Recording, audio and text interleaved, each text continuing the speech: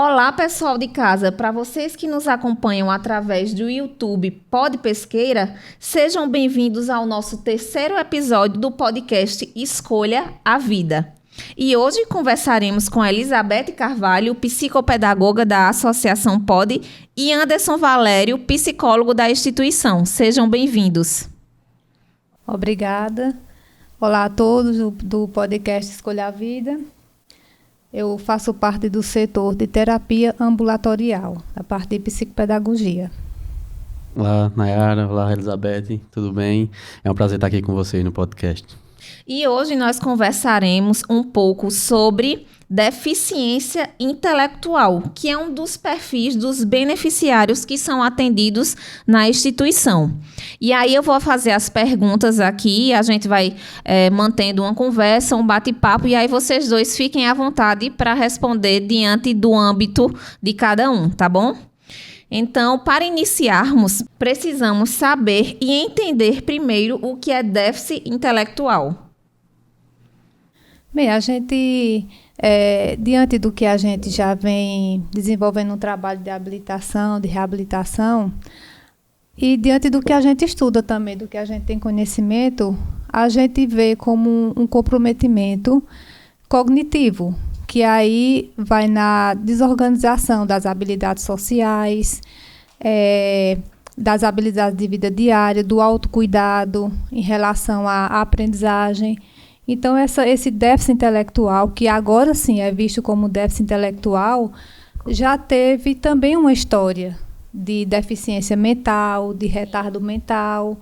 Tem toda essa história para chegar até hoje, porque hoje em dia é visto a funcionalidade. Então, não tem mais essa história assim de dizer que uma pessoa tem retardo mental, tem deficiência mental. Existe sim um comprometimento cognitivo que faz com que a pessoa perca um pouco dessas habilidades.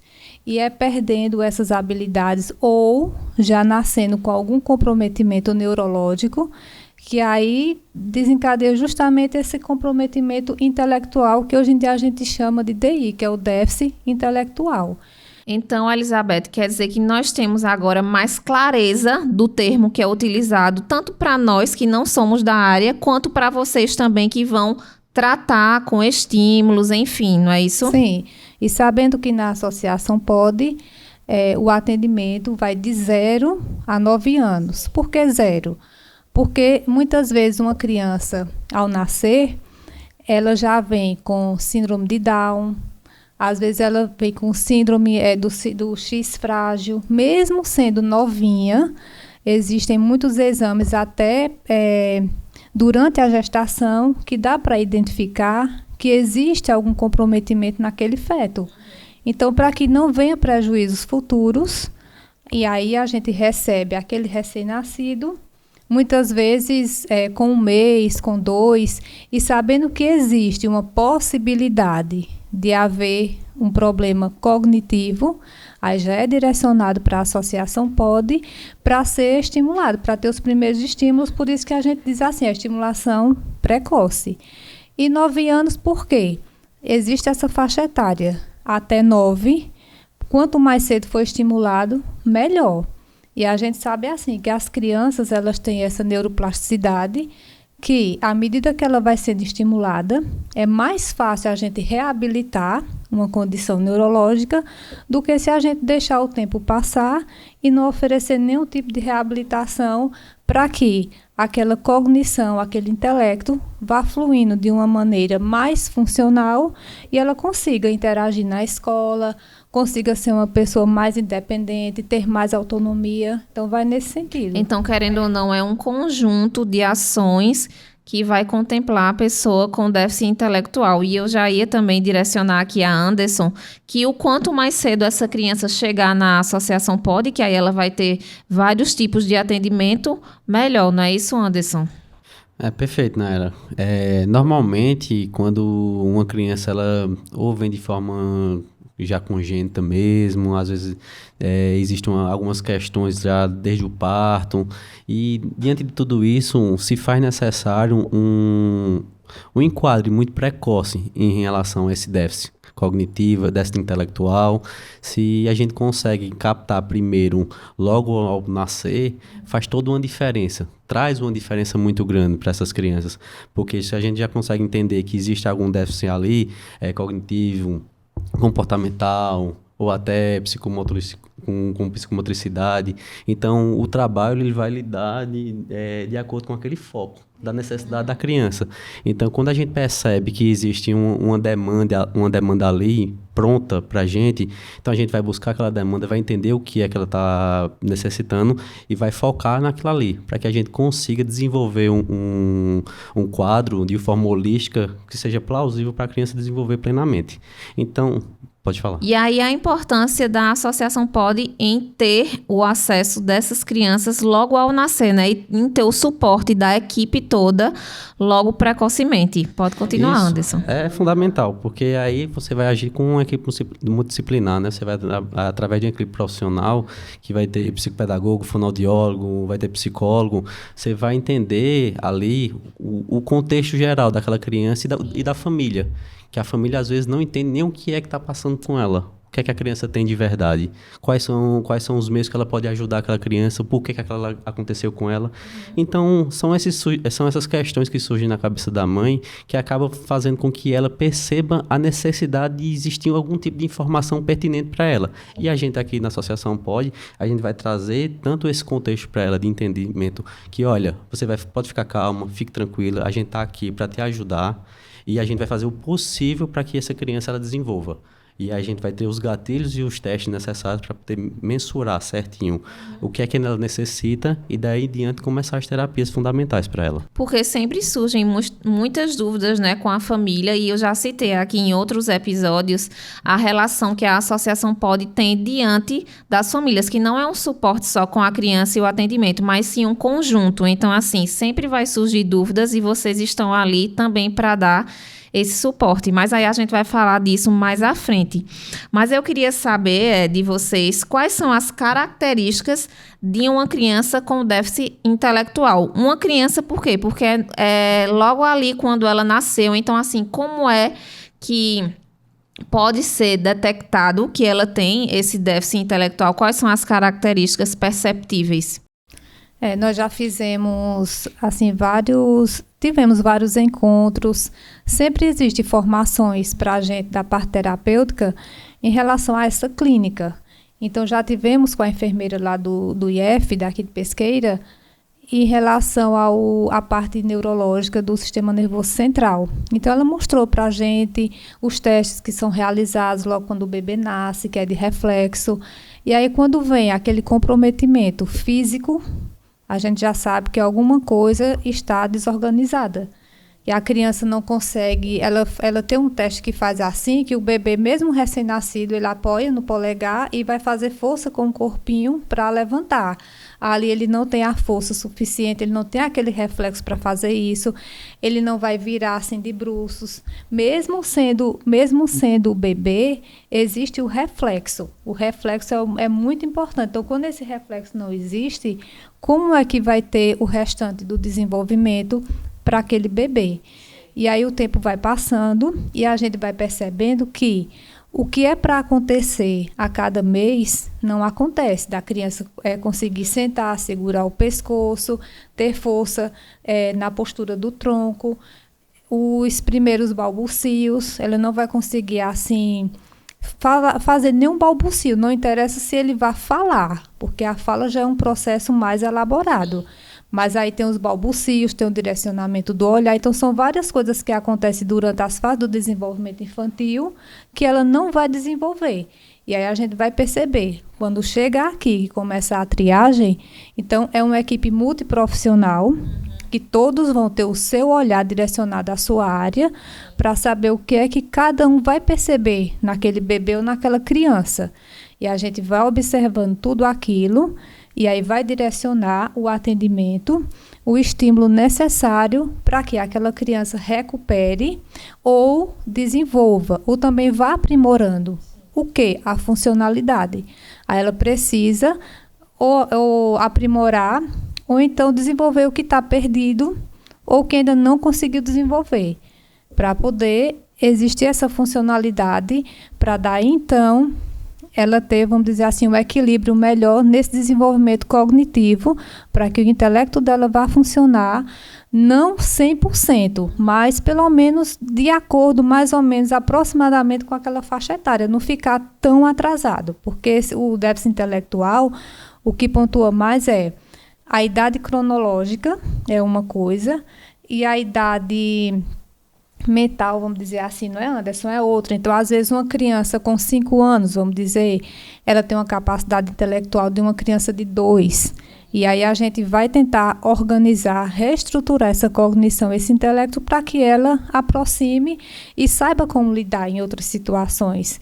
Tipo de uma resolução de problemas, um raciocínio. E aí a gente vai pontuando, vai organizando. Então, até ela bebê já, vocês já vão ter uma percepção de identificar algumas características. Na psicologia também é dessa forma, não é, Anderson? É, porque a gente trabalha com psicomotricidade, a gente vê essa questão de reflexo, de memória. E aí na criança, por mais que seja bebê, ela tem os estímulos dela.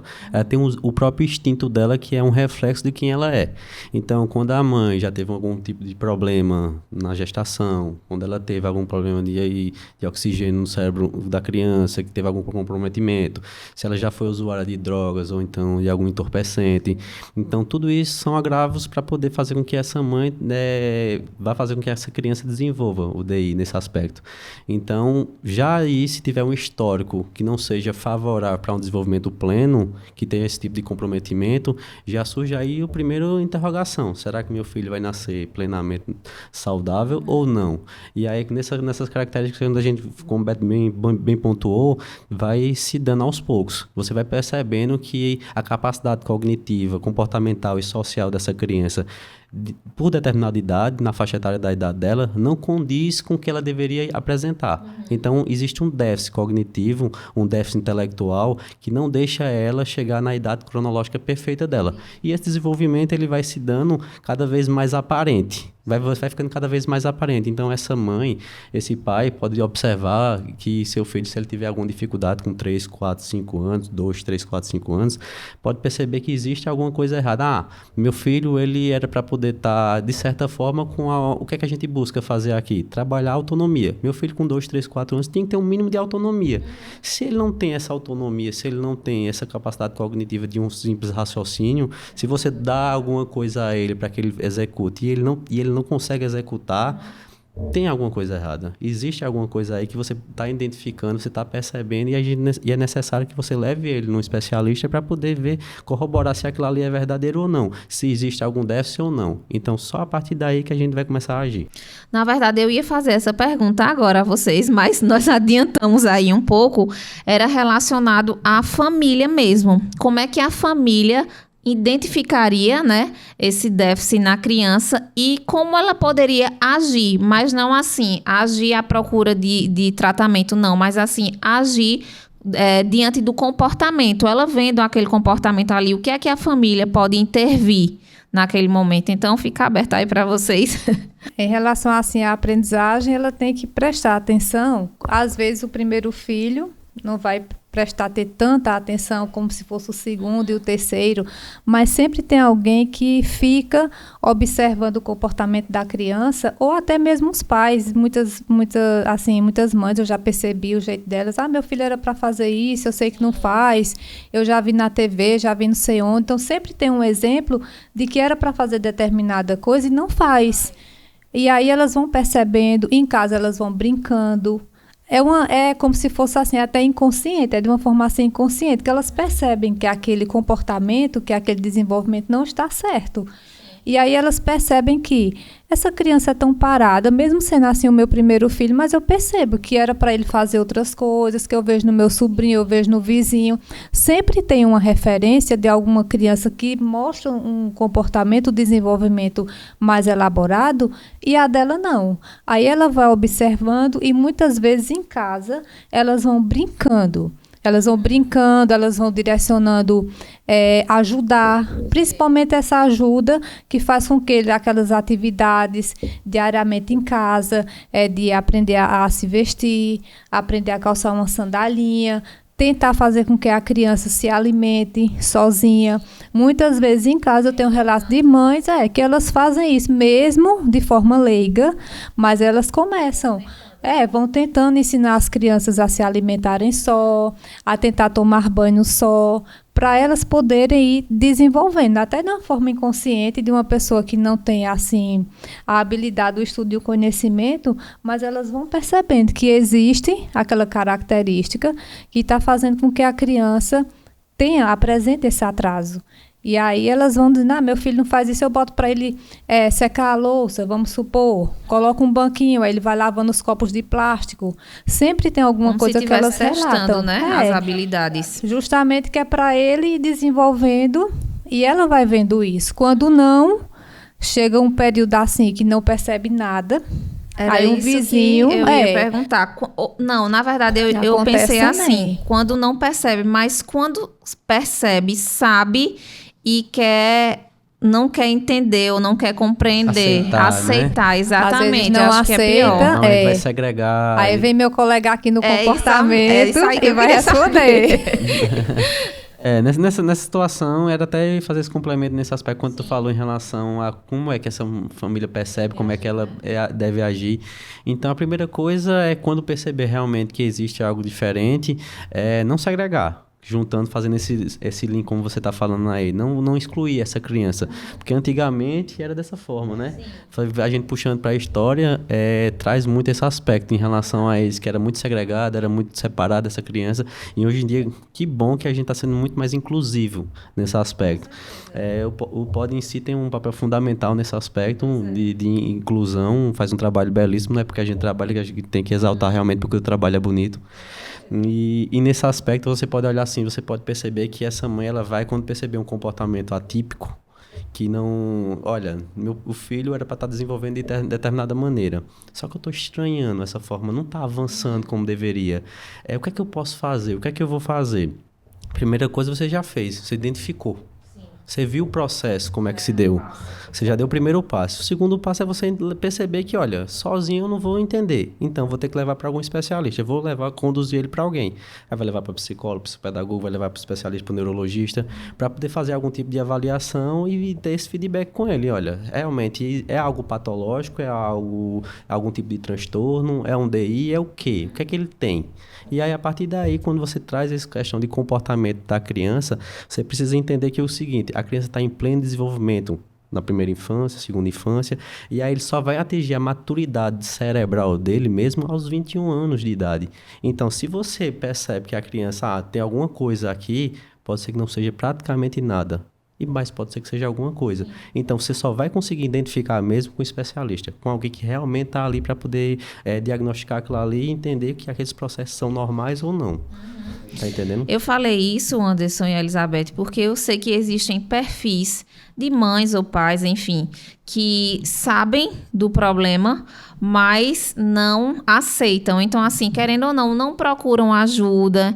Então, assim, fica o filho numa situação complicada, né? Porque não vai ter o desenvolvimento, não vai ter os estímulos. Então, assim, querendo ou não, está prejudicando a criança ou o adolescente. Enfim, aí eu acho que essa é uma situação bem complexa. Às vezes a gente se depara com crianças, com situações que já existe esse comprometimento neurológico e, às vezes, são situações, assim, adquiridas, não é? Que a gente vê que realmente esse déficit intelectual, em muitas situações também, pode ser adquirido pela questão da falta do estímulo ou você deixar aquela criança sem nenhum tipo de, vamos dizer assim, de conversa, de uma interação com livros, com nada. A criança fica ali simplesmente quietinha, às vezes é o jeito dela também. Então, só porque ela é quietinha, a gente também não vai deixar ela ali parada, porque tem muitos casos que é genético, que a gente sabe, né, que tem a síndrome do X frágil, que é uma questão genética, que vem uma questão de vitaminas, que desorganiza tudo, que aí também eu não vou falar sobre isso porque é extenso, mas existe a síndrome de West, que faz com que a criança tenha tantas convulsões, umas crises epiléticas tão fortes, que desorganiza essa cognição, então ela perde aquela capacidade de movimento de preensão. Uma simples coisa de você fazer isso, mas você tem que estar com uma elaboração cognitiva boa para você fazer esse movimento, entendeu? Então, vem a motricidade, vem a memória, vem a linguagem. Essas coisas vão desorganizando. Então, muitas vezes é neurológico, outras vezes é adquirido, até porque os pais, às vezes, protegem demais, o filho não desenvolve. E a gente tem que ver o que é que está acontecendo em diversas situações para daí intervir e chegar a um ponto de você reabilitar aquela função que ou nasceu com algum comprometimento neurológico ou foi adquirida. Por isso que a gente diz assim, reabilitar, aprimorar ou desenvolver a funcionalidade, porque hoje não é vista aquela coisa de deficiência mental, é a questão da funcionalidade, tanto é que não pode citar leve, severa, moderada, a gente tem que analisar a funcionalidade, em vez de dizer o grau, vamos dizer assim, entendeu? E às vezes até, como você citou, Elizabeth, um simples, que pra gente é um simples movimento de simplesmente levantar essa caneca, e para eles existe essa dificuldade, e aí já é dessa forma que vocês vão identificar, né? Isso, identificar, intervir, vai estimular para que isso aí seja recuperado ou venha a ser desenvolvido, vai aprimorar, até chegar numa condição que a pessoa possa realizar aquele movimento sozinha, ter autonomia e independência. Eu gostaria de falar um pouco agora sobre os tipos de atendimentos que essas pessoas com esses perfis devem ter acesso. Quais são aí que vocês podem citar para nós? Bom, Nayara, o atendimento em si ele é muito específico, vai muito da característica da própria criança, da pessoa que tem o DI, porque, vamos supor, se ela tiver um comprometimento motor, vai precisar de fisioterapia, vai precisar de, às vezes, fono, porque não tem dicção, não tem a linguagem apropriada. Então, existe uma demanda de profissionais que ela vai ter que trabalhar. E quanto antes, o quanto mais rápido ele for identificado, vai ser fundamental para esse processo de aprimoramento da criança. Então, é interessante que ela perceba, essa mãe, esse pai, esse familiar, perceba que existe uma necessidade de entender que esses processos eles só vão ser conduzidos da melhor maneira possível se eles não forem tardios. Porque se tornar uma coisa, como a Elizabeth estava falando, que demora muito a se perceber, deixa a criança muito de lado, que a criança ela fica à vontade, à mercê dela mesma para poder se desenvolver, não existe gatilhos, não existe estímulos, e os pais estão ocupados com determinadas situações, ou então simplesmente deixam de lado mesmo, vão acabar percebendo muito tarde. E aí, como é que vai se desenvolver essas crianças? Vão ter os profissionais adequados se eles deixaram passar o momento. Então, aqui acontece de certa forma, às vezes ainda acontece isso aqui. A mãe chega já com um diagnóstico muito tardio. E aí, para poder a gente conseguir fazer um trabalho eficiente, a gente vai ter que costurar muito, vai ter que lutar muito. Coisas que se ela trouxesse aqui, a gente já percebe uma grande diferença, né? De pais e mães que são mais informados, que buscaram desde cedo, que contribuem mesmo na evolução da criança, que tem uma harmonia familiar condizente com uma evolução perfeita. Então, tudo isso vai juntar, vai ter um aspecto positivo para que a criança ela se desenvolva. Então, é perceber, é entender que existe uma dificuldade e que a dificuldade ela vai ser contínua se você não tiver ali para agir. Se você agir, se você buscar esse caminho, as coisas vão dar certo. Mas se você não buscar, tudo vai ficar cada vez mais difícil para ela. Resumindo, o quanto antes, melhor, né? Isso. Mas lembrando também que a gente tem que citar a parceria com a família, porque os atendimentos eles são pontuais, são 30 minutos para cada criança, e aí a gente precisa, é primordial que a gente chame sempre a família para articulando tudo que está sendo realizado em atendimento, para que ela dê continuidade em casa. Porque aí, se não der essa continuidade, então, aqueles 30 minutos que você está ali fazendo aquela estimulação, a mãe precisa estar totalmente integrada com essa estimulação para dar continuidade em casa, até porque ela vai aprender a organizar uma rotina, ou reorganizar uma rotina, e a rotina não significa que vai tomar café da manhã, almoçar e jantar. Não é isso. É uma rotina de organização para que a criança seja integrada e ela seja parte de um ambiente familiar para que ela possa realmente desenvolver aquela capacidade, aquela habilidade que ou está perdida ou que ela precisa realmente desenvolver e aprimorar para que ela tenha sempre a funcionalidade. E aí, sempre em conjunto com a família, é que a gente orienta para que ela dê continuidade a todo esse trabalho em casa. É um conjunto, né, Anderson? Normalmente a gente sempre deixa muito claro. Olha, o nosso trabalho aqui a gente busca fazer da melhor forma possível para o filho de vocês. Só que 30 minutos, uma vez por semana. Uma semana tem quantas horas? Como é que a gente vai fazer um trabalho de 30 minutos e vai deixar só para outra semana? A criança não vai assimilar, e se ela, mesmo que ela assimile, ela não vai acomodar. Ela não vai entender que o conhecimento ali vai ser fixado. Por quê? Porque ela fez pouco tempo. Então, é um estímulo muito pequeno, infelizmente é muito pequeno, deveria ter mais sessões, mas não dá, porque são muitas crianças, a demanda é muito grande. Então, o que a gente tem que fazer? Como o Beto falou, é trabalhar na parceria. A família é primordial e a gente percebe quando a família é engajada, quando a família ela é proativa nesse aspecto. Os resultados eles são gigantescos. Satisfatórios. Melhores são extremamente possíveis. Exatamente, porque só dessa forma que o trabalho vai ser bem feito mesmo, porque existe um agregado de situações, de coisas que vai fazer com que ela melhore realmente. Se a mãe deixar de lado, não vai funcionar. Se funcionar, funciona pouco, não funciona o ideal. Então, para funcionar o ideal, para as coisas evoluírem da melhor forma possível, ser satisfatório de verdade, precisa intervir. A mãe precisa ter uma rotina adequada, como o Beto falou, precisa estimular bem a criança, precisa entender quais são os processos de dificuldade dela para trazer para a gente. Ele não está conseguindo, não está com essa dificuldade aqui, essa capacidade aqui dele não está legal. Anderson, ele não está com autonomia suficiente, ele tem essa dificuldade nisso aqui, como é que a gente pode agir? Olha, a gente vai fazer dessa forma aqui. E dando esse feedback a gente consegue realmente agir no problema, onde tem um problema de verdade. Se a gente não tem esse feedback, a gente vai fazer um cronograma, um projeto terapêutico para aquela criança e vai seguir um cronograma. Se caso ela tiver uma resposta positiva, a gente dá seguimento. Se não der, a gente vai reavaliar e ver com a mãe o que é que está sendo feito, que não está conseguindo essa evolução. Mas a partir daí é fundamental esse processo com a mãe mesmo, e com o pai, e com a família em si, como um todo. Eu acredito que além da família e de vocês, né, como profissionais, eu acredito que a escola também esteja dentro desse leque aí, né, de possibilidades para que a criança tenha um desenvolvimento. Mas aí eu queria saber se existem graus de déficit intelectual e quais são eles, como é que funciona, enfim. Eu acho que eu adiantei isso aí, que eu falei um pouquinho disso logo no início. Antes a gente tinha essa visão assim, ainda hoje existe sim essa visão dos pais. Algumas famílias, né, ainda ficam perguntando, e meu filho, qual é o grau?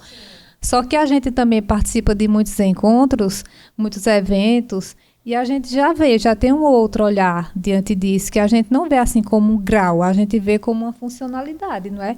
Então, quanto mais a criança tem funcionalidade nessas habilidades ou tem muita habilidade para funcionalidade, menor o nível, né? O nível fica mais baixo porque ela já tem vamos supor, você tiver algumas cadeiras empilhadas.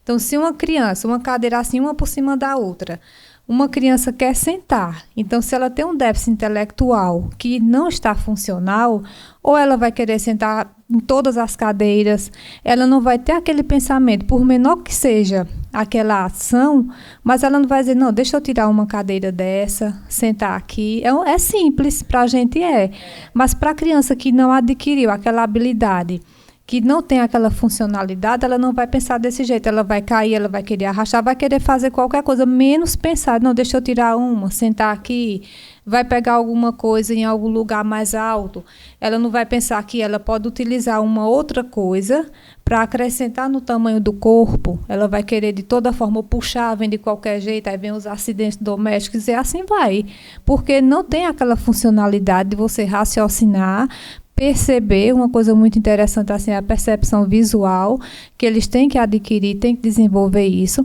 para saber o que estão fazendo, por que estão fazendo. Por isso que é importante a gente estimular, e aí a gente volta para a sua pergunta. A questão do grau, hoje em dia é visto como a funcionalidade para desenvolver esse comportamento. Se você quiser só mensurar a questão de ser leve, moderado, grave, essas questões a gente faz, de certa forma, um teste de QI simples. Se a percentagem, a pontuação for menor de 20, é profundo. Entre 20 e 40 é leve a moderado, de 40 a 60 é leve. E aí, por aí, nesses aspectos, você vai fazer alguns testes para a criança ou para quem quer que seja e vai vendo os níveis. Mas, como o Beto falou, o importante é a funcionalidade. É como aquela criança age diante dos problemas e não somente mensurar isso. Isso aqui é um pedaço. O todo que vai fazer toda a questão da diferença mesmo é muito mais profundo do que ver somente os níveis. Tá certo? Anderson, falando aí nesse teste de QI, eu lembrei que antigamente não era, a gente realmente via muito essa questão do QI, só que agora a gente vê até as múltiplas inteligências, né? Tem pessoas que têm mais, às vezes tem uma certa deficiência na parte de leitura e escrita, uma motricidade que ela não tem consciência corporal, mas ela tem uma habilidade musical muito grande. A música, ela é muito importante. E memorização. A memorização, o espaço. Tem pessoas que elas têm muita habilidade assim espacial e assim vai. Por isso que ficou desenvolvida essa múltiplas inteligências. Existem falhas em algumas questões, né, e êxito em outras. Isso. É interessante. Aí a gente tem que organizar para que haja um pouquinho de cada coisa, principalmente no que ele falou, em relação a um raciocínio de saber como resolver as coisas. Não que ela vá resolver tudo, mas uma coisa assim pontual que precise de uma autonomia, de uma certa autonomia ou independência, o mínimo ela tem que saber, tem que conseguir, né, fazer isso. Eu acredito que vocês já tenham respondido também essa pergunta ao longo da nossa conversa, mas eu pontuei aqui qual a importância da habilitação e reabilitação na funcionalidade cognitiva, que é o que vocês já citaram, né? A gente já fez, mas a gente... Reforça. Exatamente, reforça. Porque a gente vem com... Existe uma aprendizagem, vamos dizer assim, mais organizada dessa funcionalidade. Tem a aprendizagem comportamental, que ele vai dizer, tem uma aprendizagem de memória, tem aquela aprendizagem do raciocínio, tem a aprendizagem motora. Então, a habilitação e a reabilitação vem reforçar nisso, essa aprendizagem. A gente precisa aprender um pouquinho de tudo. Quando a gente está dirigindo, eu não dirijo, mas eu tenho uma ideia de que seja assim. Quando a gente começa a dirigir, eu já iniciei uma vez, mas eu não quero mais. Não finalizou. A pessoa não sabe se olha para o retrovisor, se olha para a marcha, se olha para o pedal, para onde você olha. Depois, com o tempo, você vê as pessoas dirigindo, parece ser tão simples que ali você já tem aquela propriedade de fazer justamente automático. Você já está habilitada para aquela situação. Exato. E é bem simples, bem tranquilo. A mesma coisa uma criança quando ela está no período de alfabetização, que a gente porque quer que a criança aprenda a ler e escrever do dia para a noite, mas ali vem um processo de leitura de imagens e tudo mais. E a gente quer que as coisas aconteçam do dia para a noite. É a mesma coisa, a habilitação, essa reabilitação é neurológico, é motricidade, entendeu? É todo um conjunto corporal que a criança precisa interagir um pouquinho de cada coisa e principalmente no lúdico, porque a linguagem da criança é o lúdico. Então não adianta você dizer assim, fulano, pegue essa caneca daqui, vá lavar, vá fazer qualquer coisa. Aí você não faz, vamos supor. Aí você está ali, ela está brincando com a casinha, que às vezes a gente nem dá muita atenção, mas é tão interessante, é tão importante a criança brincar, porque na brincadeira ela está descobrindo o mundo adulto, ela está descobrindo tudo, ela está resolvendo seus problemas. Então a habilitação e a reabilitação, ela precisa dessa ludicidade, porque é dessa forma que ela vai se projetar, que ela vai resolver, ela vai se organizar mentalmente, ela vai adquirir seus conceitos e assim vai. Vou deixar ele. Não, eu queria que Anderson falasse um pouco, para a gente finalizar o nosso podcast, já estamos chegando nos minutos finais, mas eu queria que Anderson falasse um pouco, porque às vezes a gente vê pessoas comentando que, não, porque a criança está brincando, está fazendo um jogo, está fazendo outro, e assim, não entende a importância disso na habilitação e reabilitação, né? Que a gente vê muito nos atendimentos do POD, como a Elizabeth falou, aquele joguinho de memória, aqueles encaixes, que isso, querendo ou não, é primordial para a habilitação e reabilitação da criança. E eu queria que Anderson falasse um pouco sobre a importância desses estímulos. Como o Beto falou, né? Trabalhar no lúdico é praticamente a ferramenta mais eficaz que existe para onde você vai trabalhar com criança, seja ela com nível de patologia ou não.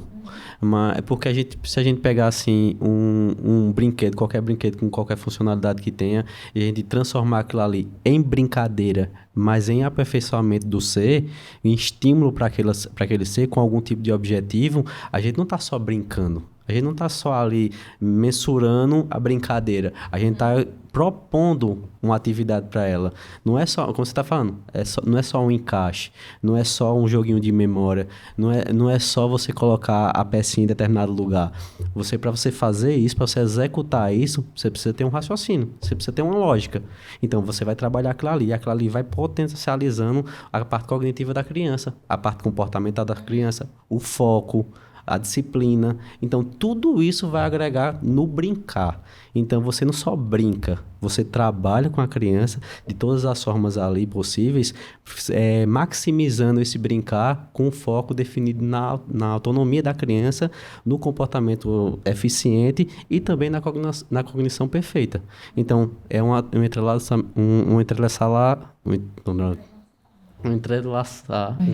né? Diz então, Então, é um entrelaçar de coisas que vai fazer com que esse movimento se torne o mais eficiente possível. E se torna realmente o mais eficiente possível. A gente consegue ter ganhos significativos com isso. Então, tudo isso tem um significado, né, Anderson e Elizabeth? Bom, vejam, já estamos chegando ao final do nosso podcast. Eu gostaria de agradecer a presença de vocês aqui. Foi muito positiva. Conseguimos esclarecer dúvidas que sempre surgem, né? E sobre esse tema, que é muito importante, né? Então, eu gostaria de convidá-los a estar presente em outro momento conosco aqui para falar de outras temáticas, né, que envolvem a Associação POD e os atendimentos que vocês executam lá. E, desde já, o meu muito obrigada.